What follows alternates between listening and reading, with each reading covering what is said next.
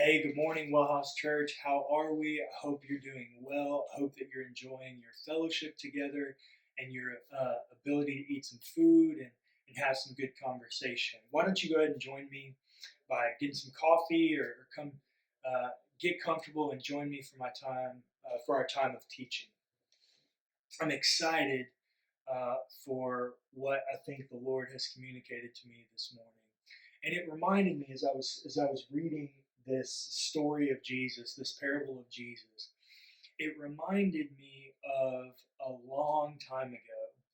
I started ministry. I started my career as a pastor doing youth ministry. And youth ministry is its own animal.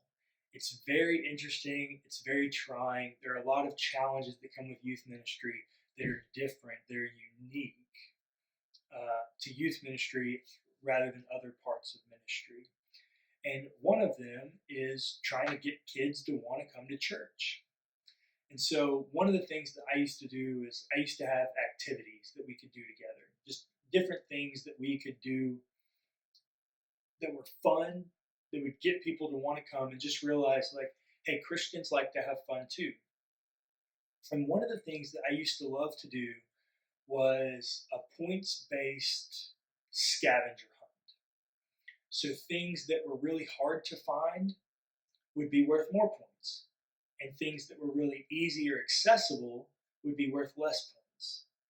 And so there might be 50 items on a list, and a candy bar might be worth 10 points. A Coke might be worth, 10 points. A $10 bill might be worth 20 points. Things that were really accessible would be lower on the totem pole, and things that were not, like if you could bring me a Coke machine, well, that'd be worth like 1,000 points. Or you could bring me, the blade to a helicopter propeller, to like be worth a lot of points. Like things that were not as accessible were worth more points. And I always remember, this is the thing that I loved about it, is the students would have to come up with a way of thinking about their strategy, their approach to the game. Because inevitably what would happen is you'd get two categories of people. You'd get some people that would say, well, let's just go get all the things that are easily accessible. Let's go get all the things that can make up a few points, and that will end up making up a lot of points. Or you'd have the people that are like, no, let's go try to find the Coke machine, because I know that if we got everything else on that list, it can't measure up to the Coke machine. And then you'd have some people in the middle where they'd go, well, maybe let's just go for all the items in the middle, the things that are kind of accessible, but they're a little bit more difficult to find. And so the students would run and they'd go, they could drive, they could go wherever and go try to find these things. And it's always interesting to watch how it would play out, because sometimes nobody could find the thing that was worth the most points. But there were a few times that they were able to find them. And sure enough, they automatically won because it was greater than all the other items. The point value on the highest thing, the thing that I thought was least accessible, was higher than all the other items put together. Because inevitably, no matter what, there's always one thing that means more to us than anything, that's more valuable than anything else. And I think that's the truth that Jesus tries to communicate in his story that we're going to look at today. This is in Matthew chapter 13, immediately following the parable, the story that we looked at last week about the field, the treasure in the field. Jesus says in verse 45, again, the kingdom of heaven is like a merchant in search of fine pearls. On finding one pearl of great value, he went and sold all that he had and bought it. It's a similar story to the one that Jesus told that we looked at last week, but it's also different in that this story is about a merchant, about a person that's out looking for fine pearls. They're looking for something to provide value to them.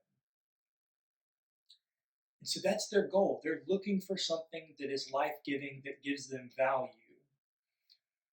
But then Jesus says the kingdom of heaven is like when you find this one pearl of great value, that there's something different about this pearl, that it has immense value. It has greater value than any of these other fine pearls that I'm finding, because they have value.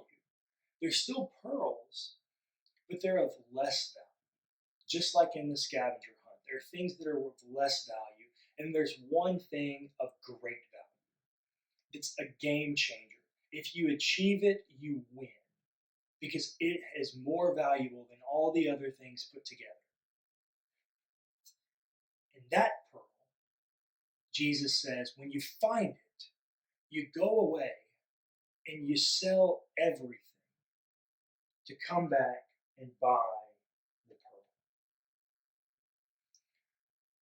The kingdom of heaven is like the final pearl, the one of immense value.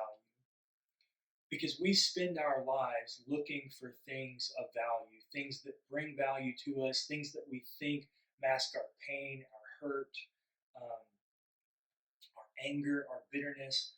We spend our lives looking for ways to cope with those things. We spend our lives looking for things that provide value to us in light of all of our past baggage and pain and history. But the kingdom of heaven is so valuable. It's of complete value that we can enter in and say, all of these things, these pearls that I have of value, these things that were momentary value, I can get rid of those because I have immense eternal value in the kingdom of heaven. The kingdom of heaven is an experience that ultimately says, you are valuable. You as a person, you as a human being, made in the image of God, are of immense value. And we have spent time, we spent our life looking for things to mask the pain that's happened to us against us being valuable as people made in the image of God. But when we find the pearl, when we find the experience of the kingdom of heaven, we come to a realization that we find our completeness, we find our immense value in our identity as people made in the image of God, living in communion and fellowship with God. And so, when we come to that realization, when we come to that place where we realize that our value is at its fullest, its most complete in the person of Jesus, in a reality of the kingdom of heaven, we can go back and say, hey, all these things that gave me momentary value, I can get rid of those because I now find my complete value in the identity of the kingdom of heaven. And that's why it's easy to give those things up. We don't give them up necessarily because we have to. That's a bad way of looking at it. We give them up because those activities take away from our fullness of an experience in the kingdom of heaven. And so, as we think about this, that the fullness of our identity, the fullness of our value is found in the kingdom of heaven in relationship with Jesus Christ, I want to ask you, are you still holding on to any of your former pearls, your things of value before? Are you still holding on to any of those? And they've become a hindrance for you to find your complete value, your complete greatness in the person of Jesus. Because Jesus is saying here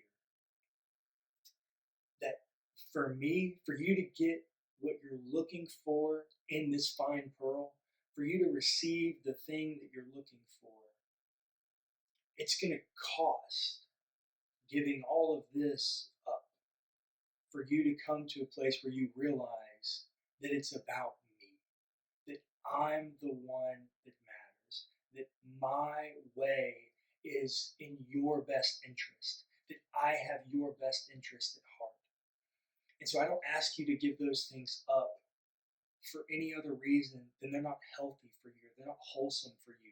They're not best for the plan that I have for you. And so, if you are still holding on to one of those, how can we pray for you? How can we be a resource for you in helping to let go? How can we be a resource in integrating you into finding your greatest value in the kingdom of heaven? Because ultimately, here's what I want you to know.